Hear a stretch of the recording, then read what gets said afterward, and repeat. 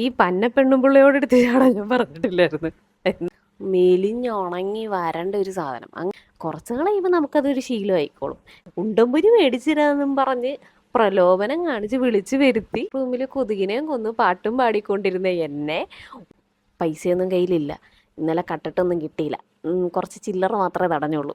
ഞാൻ 8ാം ക്ലാസ്സിൽ ഒരു കൊല്ലം തോറ്റിട്ടുണ്ട്. ഇങ്ങനെ സെഞ്ചുറി അടിച്ച് കളിക്കും. 100, 99, 100, 99 അങ്ങനെ അവൾ സെഞ്ചുറി അടിച്ച് കളിക്കും. Hello, excuse me. സ്കൂളിംഗ് ടൈമിൽ എനിക്കൊരു കൂട്ടുകാരത്തി ഉണ്ടായിരുന്നേ. ഞങ്ങൾ ഗേൾസ് ഉള്ളിലാണ് പഠിക്കുന്നത്. അപ്പോൾ ഇവളെന്ന് പറയുന്ന അത്യാവശ്യം തടിയുള്ളൊരു കുട്ടിയാണ്. അതായത് തടി എന്ന് പറയുമ്പോൾ ഇവളിങ്ങനെ സെഞ്ചുറി അടിച്ച് കളിക്കും. 100, 99, 100, 99 അങ്ങനെ അവൾ സെഞ്ചുറി അടിച്ച് കളിക്കും. ഞാനൊന്നും അപ്പോൾ ഹാഫ് സെഞ്ചുറി പോലും ഇല്ല കേട്ടോ. മെലിഞ്ഞുണങ്ങി വരണ്ട ഒരു സാധനം. അങ്ങനെയായിരുന്നു ഞാനിരുന്നേച്ചത്. അപ്പം ഇവളും ഞാനും കൂടി ഒരു പ്രാവശ്യം ഇങ്ങനെ ഇരിക്കുക. അപ്പം നെക്സ്റ്റ് പീരീഡ് ഏതോ ഒരു ടെസ്റ്റ് പേപ്പർ നടക്കുന്ന ഒരു പീരീഡാണ്. അപ്പം നമ്മൾ നോക്കുമ്പോൾ കുറേ കുട്ടികൾ നടന്ന് പഠിക്കുന്നു, ഇരുന്ന് പഠിക്കുന്നു, കിടന്ന് പഠിക്കുന്നു. ഞാനും ഇവള് ഒട്ടും പഠിക്കത്തില്ല, ഞാൻ ഒട്ടും പഠിക്കത്തില്ല. അതായത് ഇവള് പിന്നെ മെയിൻ എക്സാമിനൊക്കെ ഇവള് പാസ്സായി പോകും. അതായത് ഫസ്റ്റ് ടേമിനും സെക്കൻഡ് ടേമിനൊക്കെ അത്യാവശ്യം കുഴപ്പമില്ലാതെ പാസ്സായി പോയിക്കോളും. ഞാൻ അതിലും തോക്കും, ഒരെണ്ണത്തിനോ 2എണ്ണത്തിനോ 3എണ്ണത്തിനൊക്കെ.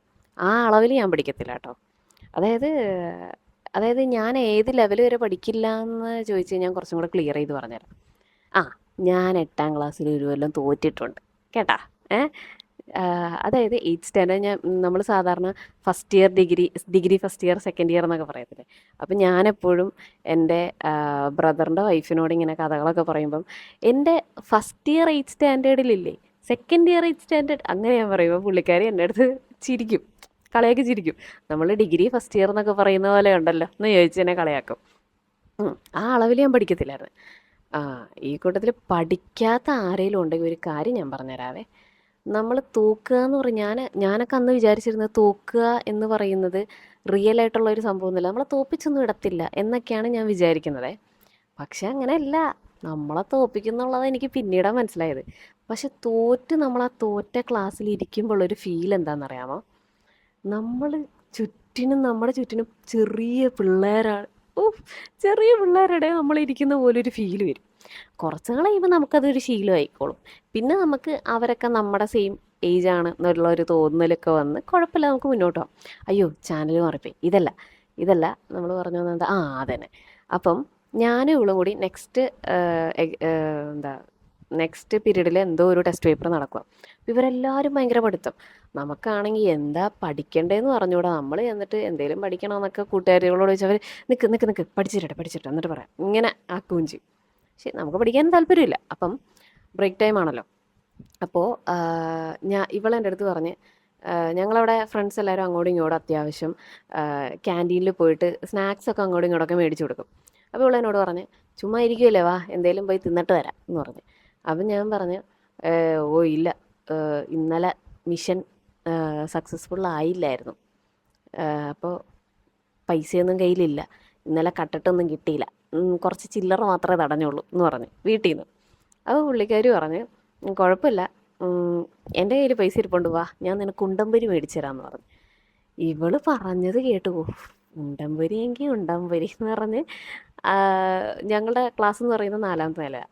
അവിടെ നിന്ന് ഈ ഉണ്ടംപൊരി കിട്ടുന്ന സന്തോഷത്തിൽ ഞാൻ 4ഉം 5ഉം സ്റ്റെപ്പുകൾ എടുത്ത് ചാടി ഞാൻ താഴേക്ക് പോയിക്കൊണ്ടിരിക്കും. അപ്പം 4ാമത്തെ നിലയിൽ നിന്ന് 3rd ഫ്ലോർ എത്തിയിട്ടില്ല.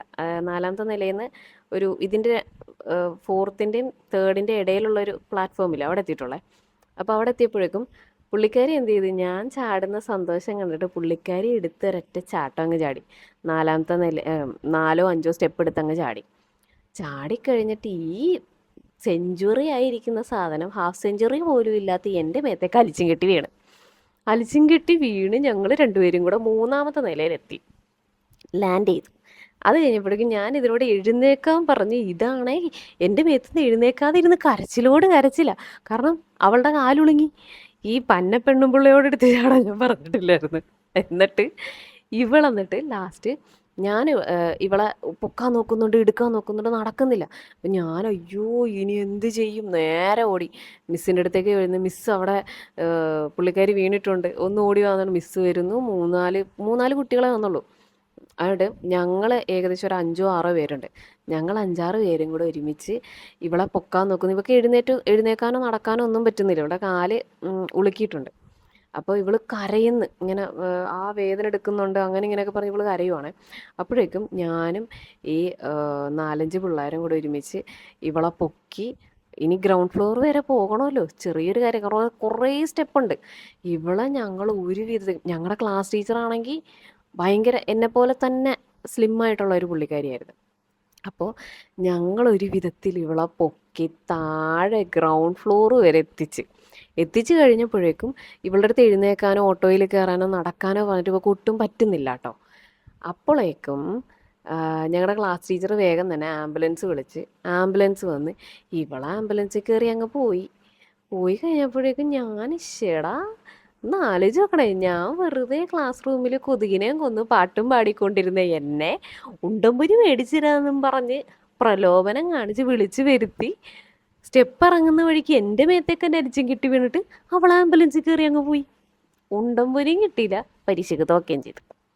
ഇതാണ് അവസ്ഥ. എന്നിട്ട് മിസ്സ് ചോദിച്ചു, ഓക്കെ ടെസ്റ്റ് പേപ്പറിന് മാർക്കൊക്കെ വന്നപ്പോഴേക്കും മിസ്സ് ചോദിച്ചു, എനിക്ക് എല്ലാ സബ്ജക്റ്റും ഒരുമിച്ച് ഇരുന്ന് കൂട്ടിയാൽ പോലും എനിക്ക് 2 ഡിജിറ്റ് നമ്പർ ആവത്തില്ല. അപ്പം മിസ് ചോദിച്ചു എന്തോ എടുക്കുമായിരുന്നു.